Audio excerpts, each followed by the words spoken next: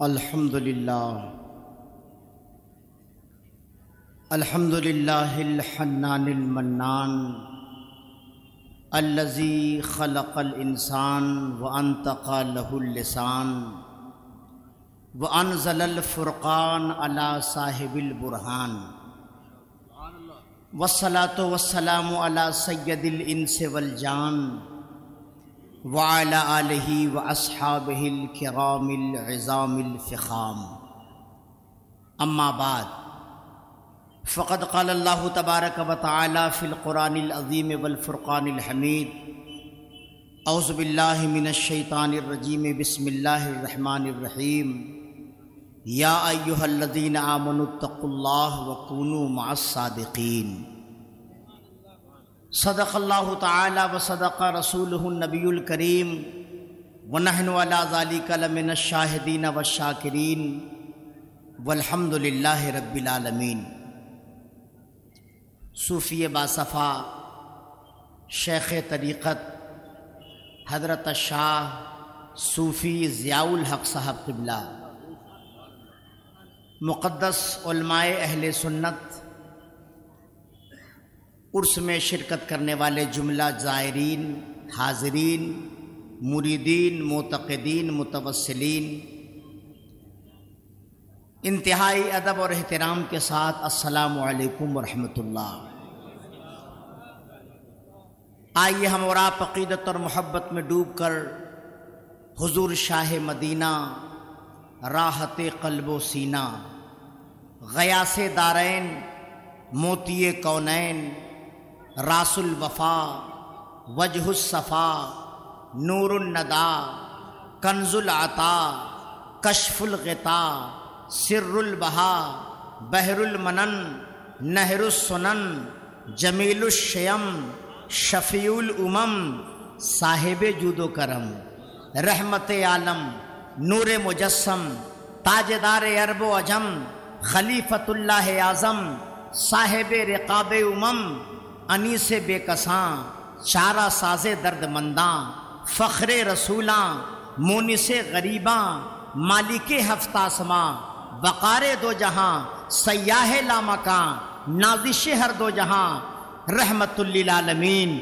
مراد المشتاقین، جان عالمین، طٰہٰ و یاسین، جناب احمد مصطفیٰ حضرت محمد مصطفیٰ صلی اللہ علیہ وسلم کی بارگاہ میں جھوم کر درود شریف کی ڈالیاں نچھاور کر لیں۔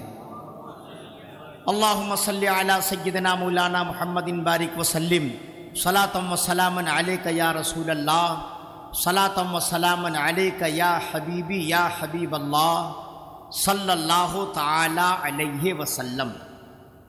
حضرات، 33 سالوں سے لگاتار مرشد گرامی کے کرم خاص سے میں عرس سلامی برہانی میں حاضری کی سعادت حاصل کر رہا ہوں۔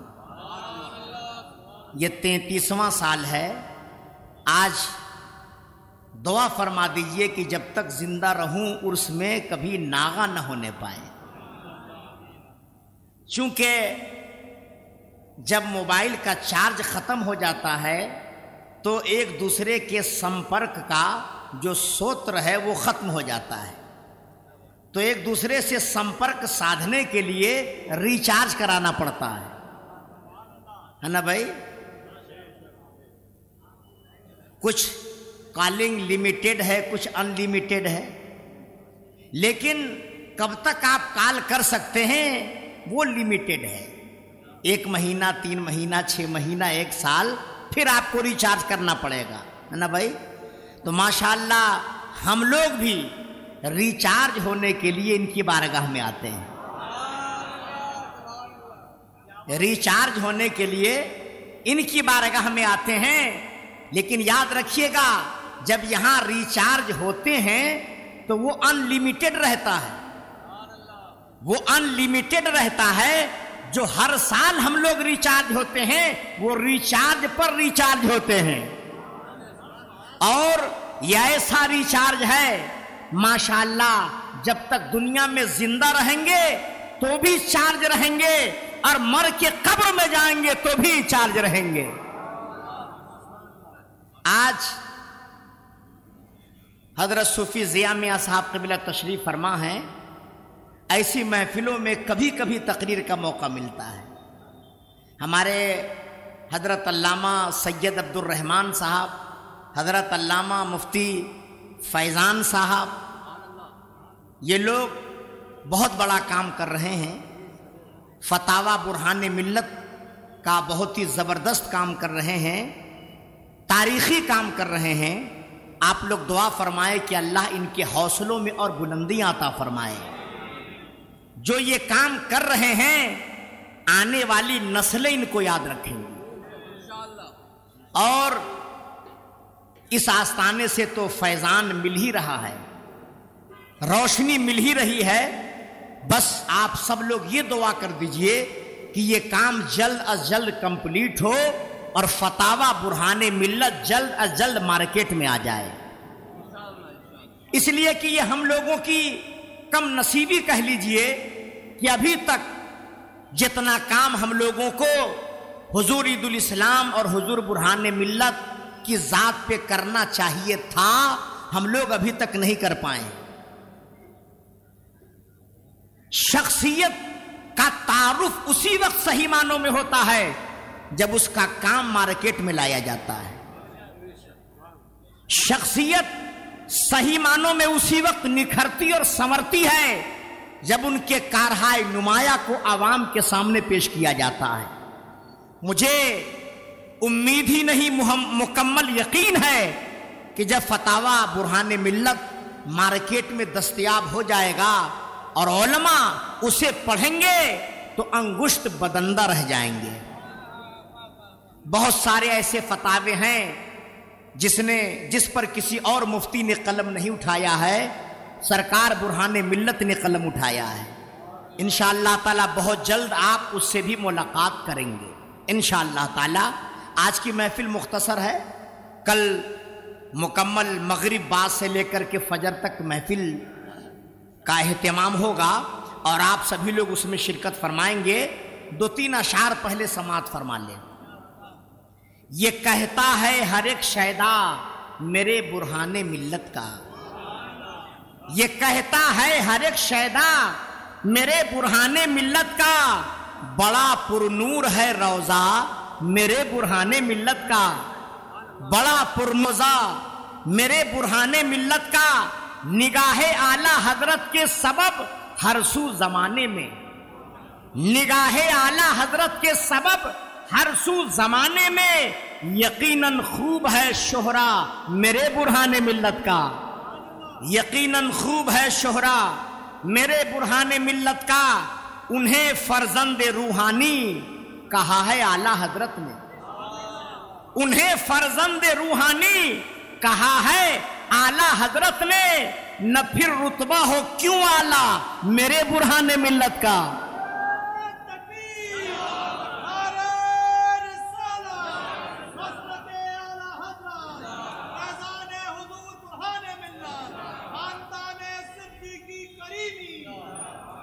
انہیں فرزند روحانی کہا ہے اعلی حضرت نے، نہ پھر رتبہ ہو کیوں اعلی میرے برہان ملت کا، اور جبل پور ان کے صدقے ثانیہ شہر بریلی ہے، جبل پور ان کے صدقے ثانیہ شہر بریلی ہے، یہ صدقہ ہے میرے مولا میرے برہان ملت کا۔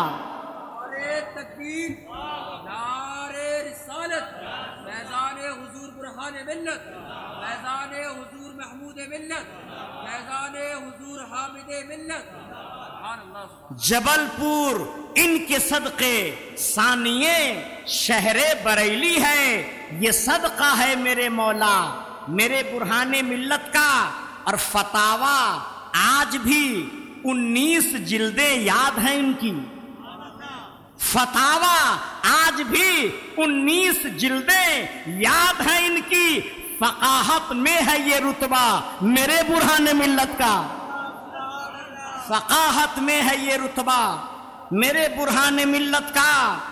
اور یہ مشاہد اور ضیاء انعام رکھیں گے ہر ایک لمحہ، یہ مشاہد اور ضیاء انعام رکھیں گے ہر ایک لمحہ، طریقہ اور مشن زندہ میرے برہان ملت کا۔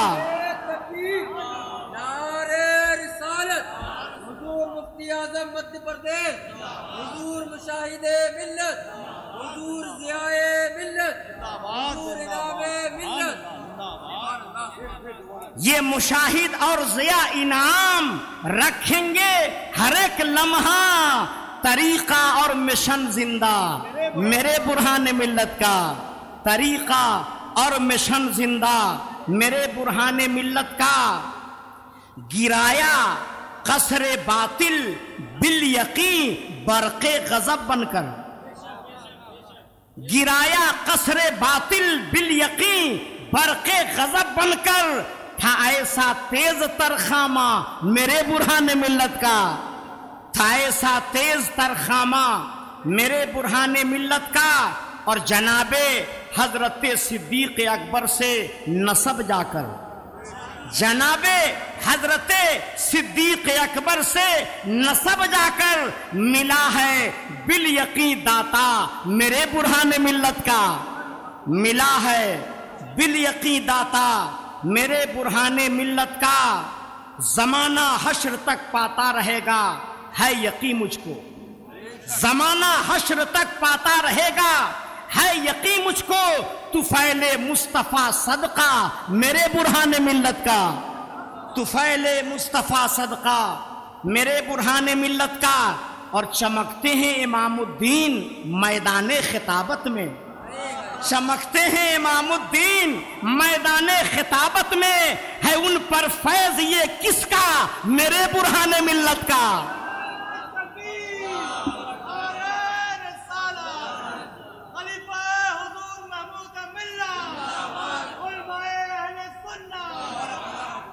چمکتے ہیں امام الدین میدان خطابت میں، ہے ان پہ فیض یہ کس کا میرے برہان ملت کا۔ جو کچھ ہے وہ سب اسی دربار کا ہے نا بھائی، جو کچھ ہے وہ سب اسی دربار کا ہے۔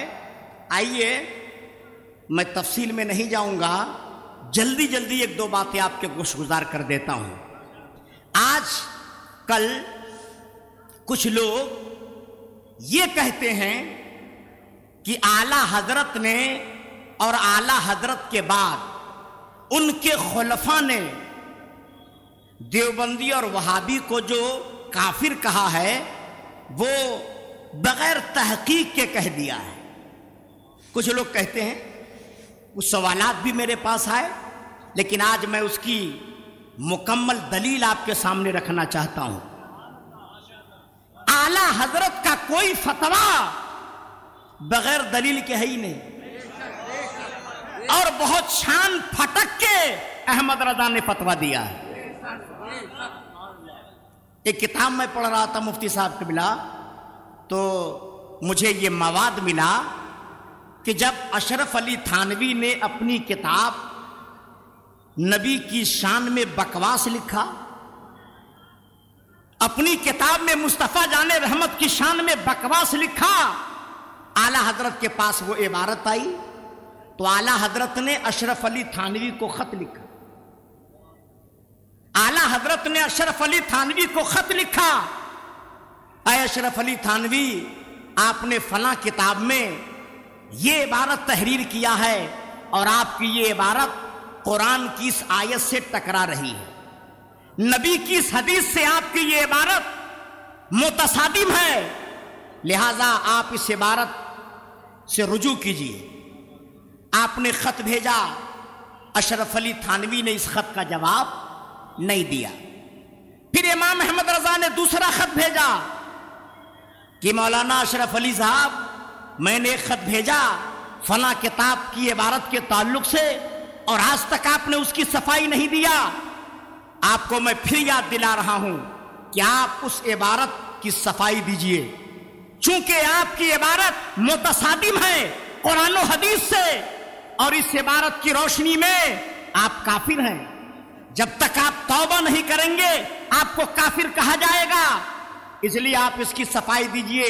اشرف علی تھانوی نے نہیں اس کا جواب دیا، تو تیسرا خط اعلی حضرت نے اتمام حجت کے طور پہ لکھا اور اس میں نیچے یہ لکھ دیا کہ اشرف علی تھانوی صاحب میں یہ تیسرا خط بھیج رہا ہوں، اب اس کے بعد میرا کوئی خط آپ کے پاس نہیں جائے گا، اتمام حجت کے طور پر میں بھیج رہا ہوں، اگر آپ نے اس خط کے بعد جواب نہیں دیا تو پھر کفر کا فتویٰ آپ پر صادر کر دیا جائے گا۔ کتنا احتیاط کیا آپ نے، کس قدر احتیاط کا دامن آپ نے تھاما۔ لوگ کہتے ہیں کہ اعلیٰ حضرت نے یوں ہی کسی کو کافر لکھ دیا۔ آج اس زمانے کے لوگوں کے لیے یہ واقعہ سمجھنے کے لائق ہے۔ جب تیسرا خط اشرف علی تھانوی کے پاس پہنچا تو اشرف علی تھانوی یہ تینوں خط لے کر دارالعلوم دیوبند گئے۔ دارالعلوم دیوبند گئے۔ اس وقت دارالعلوم دیوبند میں مولانا انور کشمیری مدرس تھے اور مرتضی حسین دربھنگوی یہ وہاں کا مبلغ تھا۔ اس کا بیان ہے کہ جب اشرف علی تھانوی دارالعلوم دیوبند گئے تو تعلیم کا سلسلہ موقوف کر دیا گیا اور سارے ٹیچروں کو ایک کمرے میں جمع کیا گیا، میٹنگ کی شکل میں کنڈی لگا دی گئی، دروازہ بند کر دیا گیا اور بند کمرے میں میٹنگ شروع ہوئی۔ تو اشرف علی تھانوی نے سارے علماء دیوبند کے سامنے اعلیٰ حضرت کا تینوں خط پیش کیا کہ دیکھو یہ پہلا خط ہے، یہ دوسرا خط ہے، یہ تیسرا خط ہے، اب تم لوگ بتاؤ میں کیا کروں، اس خط کا میں کیا جواب دوں، میں اس خط کا کیا جواب دوں۔ تو مولانا انور کشمیری نے کہا مولانا اشرف علی صاحب آپ سے خطا ہوئی ہے، آپ سے خطا ہوئی ہے، آپ نے غلطی کیا ہے، اس عبارت کی روشنی میں آپ مجرم ہیں، اس لیے آپ اس عبارت سے رجوع کیجئے اور اپنی کتاب سے اس عبارت کو الگ کیجئے۔ بہت سارے علماء نے کہا بالکل آپ نے غلط کیا، ایسا آپ کو نہیں لکھنا چاہیے شان رسالت میں۔ تو مرتضی حسین دربھنگوی جو تھا یہ بڑا نالائق قسم کا تھا، اس نے کہا اشرف علی صاحب اگر آپ اپنی عبارت سے رجوع کر لیں گے تو ہم سب کی ناک کٹ جائے گی۔ اس کو ناک کی فکر تھی، ایمان کی فکر نہیں، ناک کی فکر تھی۔ کیا کہا ہم لوگوں کی ناک کٹ جائے گی، ایمان رہے چاہے نہ رہے ناک رہنی چاہیے، ہماری ناک کٹ جائے گی۔ بولے مطلب تمہارا کیا کہنے کا ہے؟ تو مرتضی حسین دربھنگوی نے کہا کہ آپ کیوں پریشان ہیں، ہم آپ کی اس عبارت کے بچاؤ میں اتنی کتابیں لکھ دیں گے کہ احمد رضا کتابوں میں چھپ جائیں گے، ہم اتنی کتابیں تحریری شکل میں لا دیں گے کہ احمد رضا کتابوں کے نیچے دب جائیں گے، آپ اس عبارت کو واپس مت لیجئے، ہم لوگ اس کا مقابلہ کریں گے۔ تو اشرف علی تھانوی نے کہا ٹھیک ہے، اگر تم لوگ مقابلہ کرنے کو تیار ہو تو ہم بھی اپنی عبارت پر قائم ہیں، ہم بھی اپنی عبارت پر قائم ہیں۔ اس کے بعد اس نے اس عبارت کو واپس نہیں لیا، تب اعلیٰ حضرت نے اس پر کفر کا فتویٰ لگایا۔ تب اعلیٰ حضرت نے جب تیسرے خط کا جواب نہیں آیا تب احمد رضا نے کفر کا فتویٰ لگایا۔ پتہ کیا چلا؟ احمد رضا کا جتنا بھی فتویٰ ہے وہ سب احتیاط کے ساتھ دیا گیا فتویٰ ہے اور ایسا جامع اور مانع فتویٰ ہے کہ آج 100 سال سے زیادہ زمانہ گزر گیا، اعلیٰ حضرت کا علم فتویٰ میں کوئی جواب نظر نہیں آ رہا ہے۔ آپ کو میں بتاؤں اشرف السوانح جو اشرف علی تھانوی کی جیونی ہے، سوانح حیات ہے، اشرف السوانح، اس میں لکھا ہوا ہے کہ جب مولانا احمد رضا خان اعلیٰ حضرت کا انتقال ہوا تو پورے ہندوستان میں خبر پھیل گئی، پوری دنیا میں خبر پھیل گئی۔ وہ زمانہ نیٹ کا تھا نہیں، سوشل میڈیا کا تھا نہیں، لوگ تار کے ذریعے سے، ٹیلی گرام کے ذریعے سے یہاں وہاں خبریں دیا کرتے تھے۔ یہ خبر جب لوگوں تک پہنچی تو 2-4 لوگ دوڑتے ہوئے آئے اشرف علی تھانوی کے پاس اور کہنے لگے آج تو بڑا اچھا ہوا، آج کا دن تو ہمارے لیے بہت اچھا دن ہے۔ بولے کیا ہوا؟ بولے بریلی میں احمد رضا کا انتقال ہو گیا، آج تو ہم لوگ خوشی منائیں گے، اعلیٰ حضرت کا انتقال ہو گیا۔ بولے خوشی مناؤ گے کیوں؟ بولے اس لیے خوشی منائیں گے کہ انہوں نے ہی ہم لوگوں پر کفر کا فتویٰ لگایا ہے، اور خاص طور سے آپ پر اشرف علی تھانوی سے کہا، تو آپ کو تو سب سے زیادہ خوش ہونا چاہیے کہ آپ کا سب سے بڑا دشمن اس دنیا سے رخصت ہو گیا۔ تو اشرف علی تھانوی نے کیا جواب دیا سنیے۔ اشرف علی تھانوی نے کہا آج خوش ہونے کا دن نہیں ہے، آج غمگین ہونے کا دن ہے۔ بولے آج ہم کیوں غمگین ہو؟ تو اشرف علی تھانوی نے کہا اس دور میں، اس زمانے میں احمد رضا سے بڑا کوئی عالم نہیں ہے۔ دنیا کا کوئی بھی سوال احمد رضا کے پاس جاتا تھا، ان کے پاس ہر سوال کا جواب رہتا تھا۔ اب کوئی بھی عالم دنیا میں نہیں ہے جو ہر سوال کا جواب دے سکے۔ تو آج خوشی کا دن نہیں ہے، غم منانے کا دن ہے۔ یہ ہے شان احمد رضا، یہ ہے شان احمد رضا۔ اور احمد رضا نے کس کو چنا؟ آل صدیق اکبر کو۔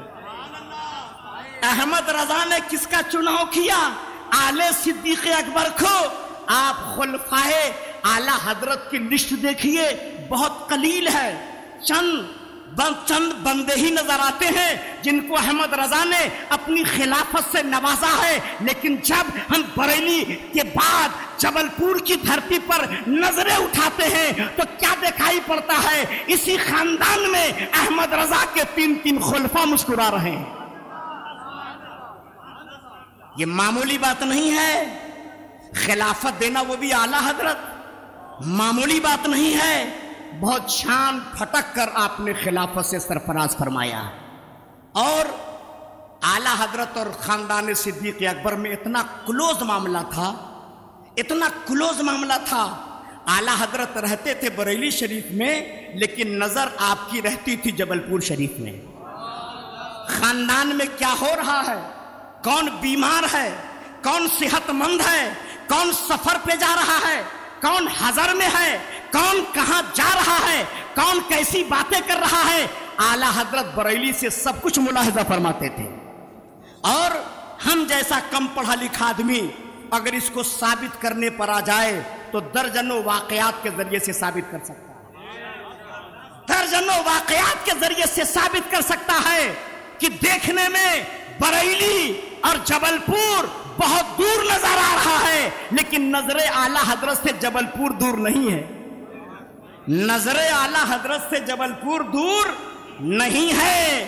تو ہے حضور برہان ملت کے مریدین، حضور عید الاسلام کے مریدین، حضور محمود ملت کے مریدین، حضور حامد ملت کے مریدین، حضور مشاہد ملت کے مریدین، حضور ضیاء ملت کے مریدین، تم اپنے اوپر جتنا فخر کرو کم ہے کہ تمہیں بھی خدا نے اسی خاندان سے قریب کر دیا ہے جس خاندان سے احمد رضا قریب تھے۔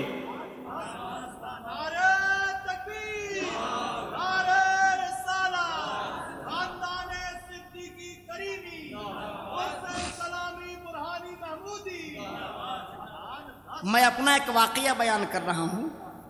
جب میں جبل پور میں دارالعلوم اہل سنت میں پڑھ رہا تھا، سن 80-81 کی بات ہے غالباً، اسی سال حضور مفتی اعظم ہند کا وصال ہوا تھا۔ تو اس وقت مجھے انگوٹھی پہننے کا بڑا شوق تھا، اب تو نہیں پہنتا ہوں۔ اس وقت بغیر انگوٹھی کے میں رہ ہی نہیں سکتا تھا، اور 3-3 4-4 عطر کا باٹل میرے جیب میں رہتا تھا۔ عطر لگانے کا بڑا شوق تھا، اور انگوٹھی ہر دوسرے تیسرے مہینے بدلا کرتا تھا۔ تو اتفاق سے میری انگوٹھی غائب ہو گئی، اور میرے پاس جو انگوٹھیاں تھیں ان میں سب سے اچھی انگوٹھی وہ تھی جس کو میں بہت پسند کرتا تھا۔ بڑا ڈھونڈا، بڑا تلاشا، لیکن وہ انگوٹھی نہیں ملی۔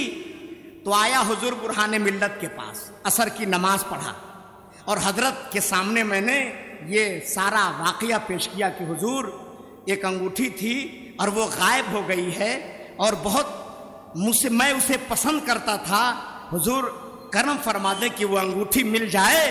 تو معلوم ہے حضور برہان ملت نے کیا فرمایا؟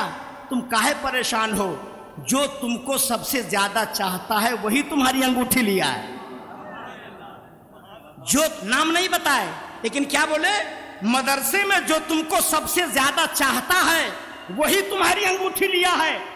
میں نظر دوڑانے لگا، ایک کو دیکھا، 2 کو دیکھا، 3 کو دیکھا، تو ایک آدمی پر میری نظر گئی، زیادہ چاہت تو اسی سے ہے۔ زیادہ لگاؤ تو اسی سے ہے. میں گیا اور کلائی پکڑا, میں نے کہا انگوٹھی دو.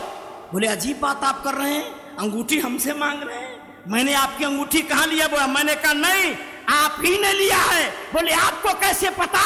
ہم نے کہا ہمیں سب کچھ پتا چل گیا ہے, میرے آقا برہان ملت نے بتا دیا ہے, میرے سرکار برہان ملت نے بتا دیا ہے. اب آپ کو ہیلا بہانا نہیں کرنا پڑے گا. بیچارے گئے, پیٹی کا تالا کھولا, انگوٹھیاں نکالے اور لا کر میرے انگلی میں پہنا دیا, اور انہوں نے کہا میں نے آزمائش کے طور پر ایسا کیا تھا, چونکہ یہ انگوٹھی تمہیں بہت پسند تھی, میں دیکھنا چاہتا تھا کہ تم اس انگوٹھی کو ڈھونڈنے میں کہاں کہاں کا سفر کرتے ہو. نعرہ تکبیر, نعرہ رسالت, مسلک اعلیٰ حضرت, میدان برہان ملت, میدان برہان ملت, خاندان صدیق اکبر حضرت مولانا امام الدین صاحب. سبحان اللہ, سبحان اللہ. حضور برہان ملت سے مجھے بے پناہ فیض ملا ہے, بے پناہ فیض ملا ہے. عصر کی نماز پڑھ کے حضرت کمرے میں تسبیح پڑھا کرتے تھے, تو اسی مصلے پر حضرت نے مجھے مرید کیا, مصلے پر مرید کیا. اور سبحان اللہ, میں تو اپنی تقدیر پر جس قدر ناز کروں کم ہے. حضور محمود ملت نے بھی بے پناہ شفقتوں سے مجھے نوازا ہے.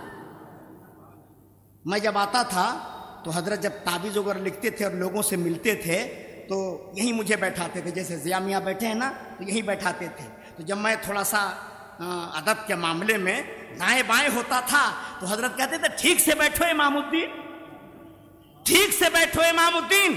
آدھا گھنٹہ ہو گیا, 1 گھنٹہ ہو گیا, 1.5 گھنٹہ ہو گیا, 2 گھنٹہ ہو گیا. میں جب اٹھنا چاہتا تھا تو کہتے تھے بیٹھے رہو. ایک دن کہنے لگے امام الدین بیٹھو اور مجھے غور سے دیکھو, مریدین کو ڈیل کیسے کیا جاتا ہے, ان پہ شفقت کیسے کی جاتی ہے, ان کے سوالات کا جواب کیسے دیا جاتا ہے, ان پر کرم کی بارش کیسے کی جاتی ہے, سیکھ لو, ابھی تمہارے لیے موقع ہے. سبحان اللہ, بڑی شفقت فرماتے تھے. سبحان اللہ, بڑی شفقت فرماتے تھے حضور محمود ملت. اللہ تعالیٰ ان کی قبر پر نور اور رحمت کی بے پناہ بارش فرمائے. اور جاتے جاتے بھی حضرت نے شفقتوں سے نوازی دیا. سبحان اللہ, جاتے جاتے بھی اس نسبت کو مضبوط کر کے گئے. جب میں آیا حضرت کے جنازے میں تو بھیڑ تو آپ لوگوں نے دیکھا ہی ہوگا, ریکارڈ توڑ بھیڑ. گھر سے جب نکلے تھے تو کہیں جگہ نہیں, عیدگاہ میں تل رکھنے کی جگہ نہیں, کتنے لوگ نماز جنازہ میں نہیں شریک ہو پائے, اندر جگہ کی گنجائش ہی نہیں تھی. میں منبر کے پاس پہنچ کر جگہ لے لیا تھا, منبر کے پاس پہنچ کر میں جگہ لے لیا تھا کہ یہیں حضرت کے بالکل سامنے رہوں گا, آخری ملاقات تو حضرت سے کر لوں, آخری درشن تو حضرت کا کر لوں, آپ کے جسم اطہر کو دیکھ لوں, کندھا دے لوں. میں وہیں پر منہمک تھا ذکر و اذکار میں. اتنے میں حضور سیدی سرکار مشاہد ملت کا فون آیا, مولانا صاحب آپ کہاں ہیں؟ ہم نے کہا حضور خادم حاضر ہے, حکم کیا ہے؟ بولے آپ جہاں بھی ہوں فوراً قبر کے پاس آ جائیے, آپ کو قبر محمود ملت میں اترنا ہے, آپ کو قبر محمود ملت میں اترنا ہے. یہ آواز جیسے میرے کانوں میں آئی, آنکھوں سے آنسو جاری ہو گئے, آنکھوں سے آنسو جاری ہو گئے. میں نے کہا حضور محمود ملت, آپ کی نوازشوں اور آپ کے کرم کا بے پناہ شکریہ. جاتے جاتے آپ امام الدین پر کرم کی بارش فرما رہے ہیں. میں آنکھوں میں آنسو لیے ہوئے آیا, بہت بھیڑ تھی, جانے کی گنجائش نہیں تھی. ہر آدمی سے میں یہی ریکویسٹ کر رہا تھا حضرت کی قبر کے پاس جانا ہے, حضرت کی قبر کے پاس جانا ہے. تو اکثر لوگ مجھے پہچانتے بھی تھے. خیر جگہ مل گئی اور میں مزار حضور محمود ملت کے قریب آیا اور پھر قبر حضور محمود ملت میں اترا. حضرت لہیم شہیم تھے, جسم کافی بھاری تھا, ایک طرف انعام میاں تھے اور ایک طرف میں تھا. بڑا ڈرا ہوا تھا, میں دبلا پتلا کمزور آدمی, اتنے بڑے جسم کو میں کیسے سنبھال پاؤں گا, اتنے بڑے جسم کو میں کیسے سنبھال پاؤں گا. لیکن یہاں 3 خلفاء ہیں اعلیٰ حضرت کے, میں قسم کھا کے کہہ سکتا ہوں اس بات کو, جب میں نے اپنے ہاتھوں سے حضور محمود ملت کو اٹھایا تو لگ ہی نہیں رہا تھا کہ کوئی جسم ہے، ایسا لگ رہا تھا جیسے گلاب کا پھول میں نے اٹھایا ہے۔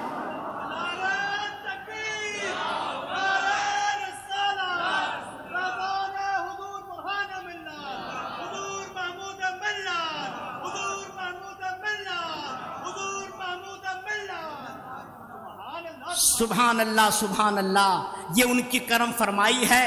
میں قبر میں اترا اور آپ سب لوگوں کی دعاؤں کے سہارے آخری مرتبہ چہرہ محمود ملت دیکھنے کا موقع ملا، اور میں نے اپنی آنکھوں سے اس کا مشاہدہ کیا ہے کہ قبر انور میں آپ کے چہرے پر پسینے کے آثار تھے، آپ کے چہرے پر پسینے کے آثار تھے۔ یہ علماء کرام بیٹھے ہوئے ہیں، پوچھئے ان سے قرآن و حدیث کی روشنی میں تو یہ کہیں گے کہ پسینے کے آثار ہونے کا کیا مطلب ہے، پسینہ نظر آنے کا کیا مطلب ہے۔ یہ صاف صاف بتا رہا ہے کہ محمود ملت دنیا میں بھی پیارے تھے اور قبر میں بھی خدا کے پیارے ہیں۔ بہت بڑا مقام تھا سیدی سرکار محمود ملت کا۔ حضرات بہت کرم فرماتے تھے، بہت سارے لوگوں سے میری ملاقات ہوئی تو اکثر لوگ یہ کہتے تھے کہ حضرت حضور محمود ملت کی ایک خاص صفت یہ تھی، وہ صرف دینی معاملوں میں رہنمائی نہیں فرماتے تھے، صرف دینی معاملوں میں تو رہنمائی فرماتے ہی تھے، لیکن صرف دینی معاملوں میں نہیں، جس معاملے کو لے کر جائیے ہر معاملے میں رہنمائی فرماتے تھے۔ مولانا سعید مختار صاحب کوٹا کے رہنے والے ہیں، حضرت کے مرید خاص ہیں۔ آج بھی ان سے میری بات ہوئی ٹیلی فون پر، جب حضرت کے جنازے کے ساتھ میں چل رہا تھا تو اسی وقت انہوں نے یہ واقعہ بیان کیا۔ مولانا سعید مختار صاحب نے جنازے ہی کے سفر میں یہ واقعہ بیان کیا کہ مولانا صاحب میری بیٹی کے رشتے کا معاملہ تھا اور 2 لڑکے میری نظر میں تھے، میں کنفیوز تھا کہ میں کس سے رشتہ کروں، میں کنفیوز تھا کہ کس لڑکے کا انتخاب اپنی لڑکی کے لیے کروں، لیکن ان دونوں لڑکوں میں ایک لڑکا مجھے زیادہ پسند تھا دوسرے کے مقابلے میں، لیکن میں فیصلہ نہیں کر پا رہا تھا تو میں جبل پور آیا، اور آنے کے بعد حضرت کے سامنے میں نے سارا معاملہ رکھا تو حضرت نے جس کو میں پسند کر رہا تھا اس کو نہیں، دوسرے کا نام حضرت نے لیا، فرمایا اس سے اپنی بیٹی کا رشتہ کرو، اس سے اپنی بیٹی کا رشتہ کرو۔ تو انہوں نے ترک دیا کہ حضرت یہ ایسا ہے، یہ ایسا ہے، ساری باتیں ہوتا ہے نا، آدمی چھانتا پھٹکتا ہے رشتے کے معاملے میں، تو ان کا بیان ہے حضرت نے فرمایا کچھ مت بولو، رشتہ اسی سے کرو، کوئی ترک مت دو، رشتہ اسی سے کرو۔ جب شادی ہو گئی مہینہ 2 مہینے کے بعد مولانا سعید مختار صاحب فرماتے ہیں کہ میں نے جس بچے کو پسند کیا تھا اس سے نکاح نہیں ہوا، دوسرے بچے سے نکاح ہوا جس کو محمود ملت نے پسند کیا تھا۔ 2-3 مہینہ کے بعد ہی یہ بات کلیئر ہو گئی، میری پسند اچھی نہیں تھی، پسند تو محمود ملت کی اچھی تھی۔ سبحان اللہ، تو ہر جگہ وہ رہنمائی فرماتے تھے، ہر جگہ وہ کرم فرمائی فرماتے تھے۔ بہت بڑی شخصیت کا نام حضور محمود ملت ہے۔ ایک مرتبہ مدھیہ پردیش کے چیف منسٹر آئے حضرت سے ملنے کے لیے، اتفاق سے میں بھی اس وقت تھا آستانے پر۔ دگ وجے سنگھ آئے حضرت سے ملنے کے لیے۔ یہ بہت بڑا ان کے ساتھ معاملہ تھا کہ کبھی وہ نیتا کے پاس نہیں جاتے تھے، نیتا خود ان کے پاس آتا تھا، ڈی ایم ایس پی مکھ منتری خود آتا تھا یہاں ملنے کے لیے۔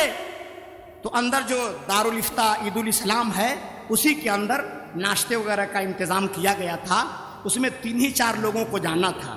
تو حضرت نے میری کلائی کو تھاما اور کھینچ کر مجھے بھی اندر بلا لے گئے، اور پھر بیٹھ کر کے ملاقات ہوئی۔ میں یہ اس لیے بتانا چاہتا ہوں کہ حضرت چاہتے تھے، حضرت محبت فرماتے تھے، ہم جیسے کمینوں کو چاہتے تھے، ہم جیسے کم پڑھے لکھوں سے حضرت محبت فرماتے تھے، اور ہم جیسے ایک نہیں لاکھوں مریدین سے آپ ملیے گا تو یہ وہی واقعہ بیان کرے گا، حضرت ہم سے محبت کرتے تھے، حضرت ہم سے پیار کرتے تھے۔ مولانا اسرار صاحب سے بولیے، اس موضوع پر یہ گھنٹوں بول سکتے ہیں۔ حضرت مجھ سے ارے یہ پیر کی بہت بڑی صفت ہے کہ کوئی مرید یہ نہ سمجھ پائے حضرت کس کو کتنا چاہ رہے ہیں، حضرت کس سے کتنی محبت فرما رہے ہیں۔ اس لیے ہمیں تو ناز ہے حضور محمود ملت پر، ہم سب کا بیڑا ان کے صدقے میں پار ہوگا کہ نہیں ہوگا انشاءاللہ تعالی۔ اور حضور ضیاء ملت، سبحان اللہ، حضور ضیاء ملت یہ انتخاب محمود ملت کا نام ہے، محمود ملت کے چناؤ کا نام ہے ضیاء ملت۔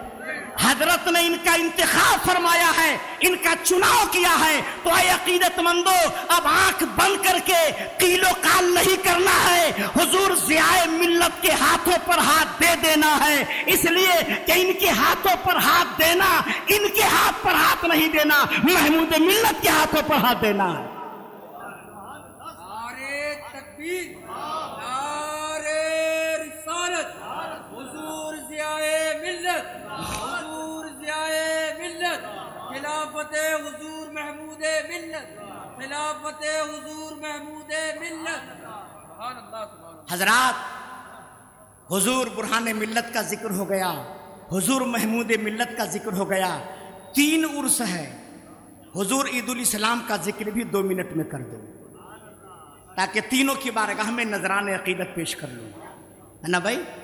حضور عید الاسلام کی شان بہت بڑی ہے، کتابیں پڑھیے تو آپ کو پتہ چلے گا۔ اور میں نے پہلے ہی بتایا، خاندان صدیق اکبر کو چنا تھا اعلیٰ حضرت نے، چنا تھا جب ندوے کی تحریک چلی۔ ندوے کی جب تحریک چلی تو شروع میں حضور عید الاسلام بھی حمایت میں تھے، اعلیٰ حضرت بھی حمایت میں تھے، میں نے پڑھا ہے، علماء اہل سنت بھی حمایت میں تھے، لیکن پھر اختلاف شروع ہوا، چونکہ ان لوگوں نے جو اس کا مانک بنایا تھا، جو پروفارمر بنایا تھا، اس مانک پر علماء اہل سنت نے کچھ اعتراضات کیے۔ اس میں ایک اعتراض یہ بھی تھا کہ آپ اس کا نام ندوہ مت رکھیں، چونکہ ندوے نام سے اہانت رسول کی بو آ رہی ہے، رسول کی توہین کی بو آ رہی ہے۔ چونکہ مکہ میں ایک گھر تھا جس کا نام تھا دار الندوہ، کیا نام تھا اس کا؟ دار الندوہ۔ اسی گھر میں بیٹھ کر میرے نبی کو قتل کرنے کی سازش رچی گئی۔ اسی گھر میں میٹنگ ہوئی تھی اور یہ فیصلہ ہوا تھا کہ محمد صلی اللہ علیہ وسلم کو قتل کر دیا جائے۔ تب آپ بتائیے، جس مکان میں بیٹھ کر نبی کو قتل کرنے کی سازش کی جائے، وہ مکان رکھنے لائق ہے؟ وہ نام رکھنے لائق ہے؟ مسمار کر دینے کے لائق ہے کہ نہیں؟ لیکن ان لوگ بضد ہو گئے کہ نام یہی رہے گا، تو اعلیٰ حضرت اس تحریک سے دور ہو گئے۔ پھر تحریک کی مخالفت میں پورے ہندوستان میں جلسہ شروع ہوا۔ جہاں تک میری معلومات ہے تاریخ کے حوالے سے، اعلیٰ حضرت چند جگہوں پر گئے، پٹنہ گئے، کلکتہ گئے، اور باقی مقامات پر جب ان کی سرکوبی کی بات آئی تو اعلیٰ حضرت نے حضور عید الاسلام کو بھیجا، اور جہاں سے بھی خط آتا تھا آپ فوراً جواب دیتے تھے کہ جبل پور رابطہ قائم کرو، جو کام میں جا کے کروں گا وہی کام عید الاسلام کرے گا۔ کتنا بڑا اعتماد تھا بھائی، یہ بہت بڑی بات ہے۔ کتنا بڑا بھروسہ تھا اعلی صدیق اکبر پر۔ اس جملے پر اگر تقریر کی جائے تو گھنٹوں لگ جائے، اس اعتماد پر اگر گفتگو کی جائے تو گھنٹوں لگ جائیں۔ اب آئیے ایک آخری کڑی میں آپ کے سامنے رکھوں۔ بنگلور میں جب ندوہ والوں نے پیر پھیلانا چاہا تو وہاں سے سید قاضی عبد القدوس صاحب کا خط آیا اعلیٰ حضرت کے پاس، اور انہوں نے وہاں کی ساری کیفیت بیان کی کہ حضور یہاں ندوہ والے پیر پھیلانا چاہ رہے ہیں، حضور یہاں بھی تھوڑا سا وقت دے دیجئے تاکہ ان کی سرکوبی کی جا سکے۔ تو اعلیٰ حضرت نے فوراً جواب لکھا کہ میں بہت مصروف ہوں، اور خط لکھو فوراً جبل پور عید الاسلام کے پاس، اور میرا حوالہ بھی دے دینا کہ اعلیٰ حضرت کا حکم ہے کہ آپ 1000 کام چھوڑ کر وہاں جائیے۔ حضور عید الاسلام جیسے ہی خط آیا، اعلیٰ حضرت کے نام کے ساتھ سارا کام آپ نے چھوڑا اور پہنچ گئے بنگلور۔ اور ان کے اجتماع سے ہفتوں پہلے پہنچ کر گلی گلی محلہ محلہ مسجد مسجد آپ نے لوگوں کو حق کی طرف راغب کرنا شروع کیا، اور حضرت کے جانے کا یہ اثر ہوا، لوگوں میں یہ اثر ہوا کہ جس پروگرام کے لیے وہ اپنے آپ کو تیار کر چکے تھے، پورے انڈیا میں پرچار اور پرسار ہو چکا تھا، وہ پروگرام ان کو کینسل کرنا پڑا حضور عید الاسلام کی خطابت کی وجہ سے۔ جب پروگرام کینسل ہو گیا تو بنگلور والوں نے سید قاضی عبد القدوس صاحب نے جشن فتح منایا، جشن فتح منایا، اور جب یہ لوگ جشن فتح سے فارغ ہوئے تو سب لوگ سر جوڑ کر کے بیٹھے اور بولے کہ اعلیٰ حضرت کو طار کر دیا جائے، کہ اب ٹینشن کی کوئی بات نہیں ہے، یہاں ہم لوگوں نے جیت کا جھنڈا لہرا دیا ہے۔ یہ لوگ طار کرنا چاہ رہے تھے، غور فرمائیے گا، بہت دھیان دیجیے گا، یہ لوگ وہاں کے اخبار، وہاں کی خبر کو اعلیٰ حضرت تک پہنچانا چاہ رہے تھے، ابھی طار کیے نہیں تھے، کرنے کی پلاننگ چل رہی تھی، اتنے میں بریلی سے اعلیٰ حضرت کا طار آ گیا، اور اسی طار میں اعلیٰ حضرت نے لکھا تھا، اے بنگلور والو تمہیں جیت مبارک ہو، اور اے عبدالسلام تمہیں بیٹا مبارک ہو۔ جب یہ طار آیا تو سارا بنگلور دنگ ہے۔ ہم لوگوں نے حضرت کو خبر کیا نہیں، حضرت کو بتا کس نے دیا؟ ٹیلی فون کا زمانہ تو تھا نہیں، ہے نا بھائی، فیس بک واٹس ایپ کا زمانہ تو تھا نہیں، موبائل کا دور تو تھا نہیں، یا تو خط جاتا تھا یا ٹیلی گرام جاتا تھا، اس میں بھی 3-4 دن لگتے تھے۔ اعلیٰ حضرت نے کیا لکھا، اے بنگلور والو تمہیں جیت مبارک ہو، اور اے عبدالسلام تمہیں بیٹا مبارک ہو۔ حضرت شاہد الاسلام فرماتے ہیں میرے گھر میں بیٹا پیدا ہوا، ہمیں نہیں پتا، احمد رضا کو پتا ہے، اعلیٰ حضرت کو پتا ہے، تاجدار اہل سنت کو پتا ہے۔ پتا کیا چلا کہ بریلی اور جبل پور میں دوری تو ختم تھی ہی، جہاں جبل پور والے چلے جاتے تھے وہاں کی بھی دوری ختم ہو جاتی تھی۔ نعرہ تکبیر، نعرہ رسالت، مسلک اعلیٰ حضرت، میدان برہان ملت، میدان محمود ملت، نعرہ تکبیر۔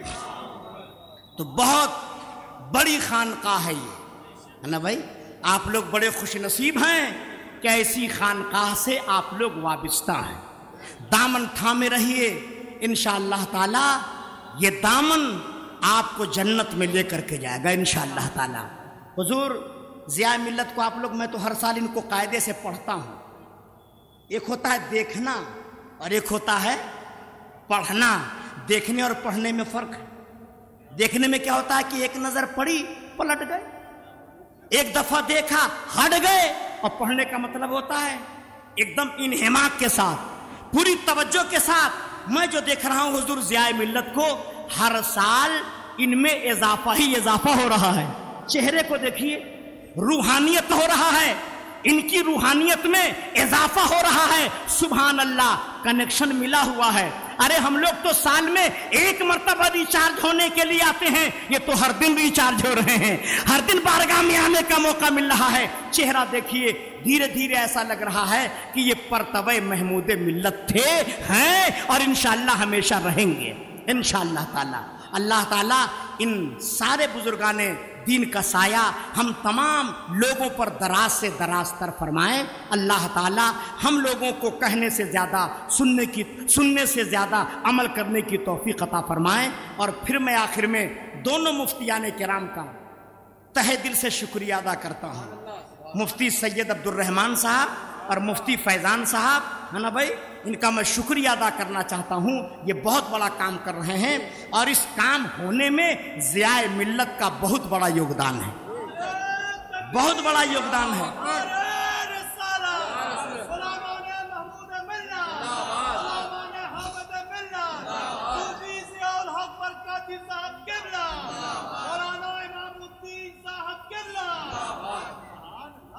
عاقبت برہان کی فیض رضا سے بن گئی، عاقبت برہان کی فیض رضا سے بن گئی، ہے یہی اپنا وسیلہ بس خدا کے سامنے۔